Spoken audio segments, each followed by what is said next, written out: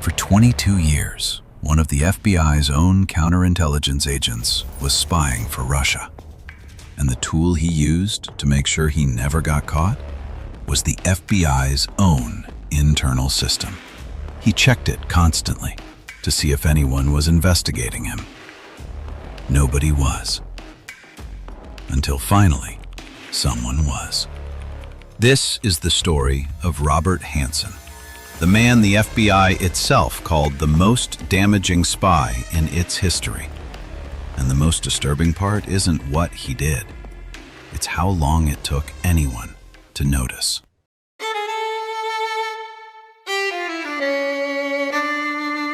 Robert Hanssen joined the FBI in 1976 after a few years as a Chicago police officer. He was devout, a member of Opus Dei, a conservative Catholic organization, deeply religious in a way that seemed to define everything about him. He was also, by almost every account from people who worked with him, brilliant, meticulous, the kind of analyst who noticed details other people missed. In 1979, just 3 years into his career, he walked into the New York offices of a Soviet trading company and volunteered his services as a spy. If you're new here, subscribe. This channel covers stories like this every week. Now, here's how deep it went.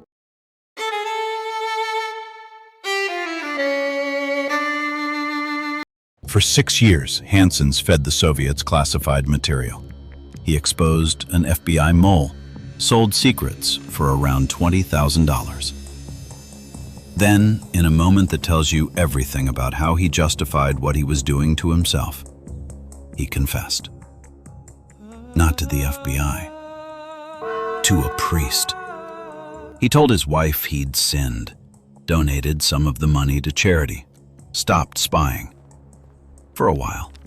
In 1985, he started again, this time for the KGB. This time, the payments were much bigger. Jewelry, cash, bank transfers totaling more than $500,000 over the years that followed. Some of what he handed over got people killed. At least 3 Soviet officials secretly working for the United States were exposed because of him. 2 of them were executed.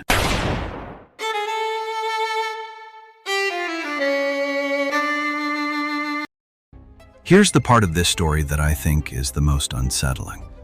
Because it's not really about espionage. It's about how well he understood the system he was betraying.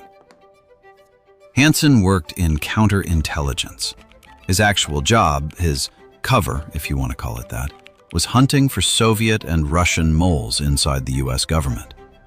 Which meant he had direct authorized access to the FBI's own internal case tracking systems. So periodically, he simply searched his own name, checked to see if he was under investigation. For years. The answer was always no. He also tipped off Moscow to a secret tunnel that the FBI and NSA had built underneath the Soviet embassy in Washington, an intelligence operation that had taken years and enormous resources to construct, compromised by the one man whose job was supposedly to protect operations exactly like it. For over 20 years, on and off, he lived 2 completely separate lives.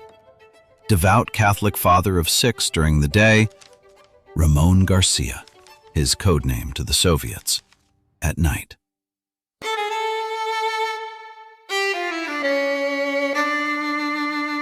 By the late 1990s, U.S. intelligence knew, with near certainty, that there was a mole. Someone deep inside American counterintelligence was still leaking to Moscow.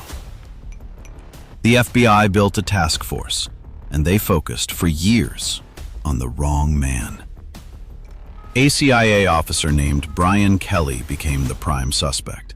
Investigators surveilled him, searched his trash, nearly destroyed his career and his marriage. He had done nothing wrong. The actual break came from a different direction entirely. A former KGB archivist, reportedly paid around $7 million, handed over a file. Inside it, an audio recording of Hanssen's voice, and a plastic bag with his fingerprints. On February 18, 2001, FBI agents arrested Robert Hanssen at Foxstone Park in Vienna, Virginia, moments after he taped a package to the underside of a footbridge, a dead drop for his Russian handlers. He had been under FBI surveillance himself for months. The man who used to check whether he was under investigation never checked again in time.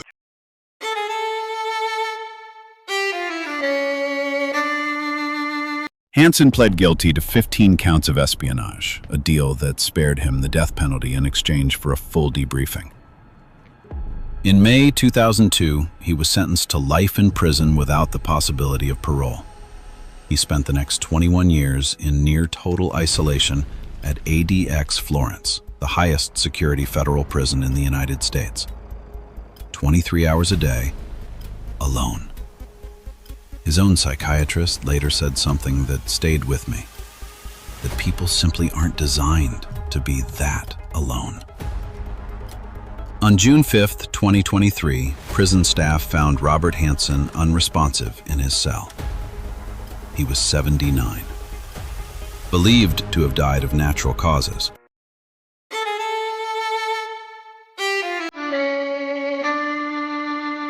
What I keep coming back to with this one isn't the money or even the deaths. It's that the system built specifically to catch people like him was the exact system he used to protect himself for over 20 years. And the man they almost convicted instead, Brian Kelly, was innocent the entire time. Subscribe for more of these. Next week, a CIA officer sold the names of undercover agents to the KGB. At least 10 of them were executed.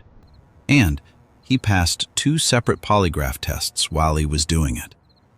That story is next.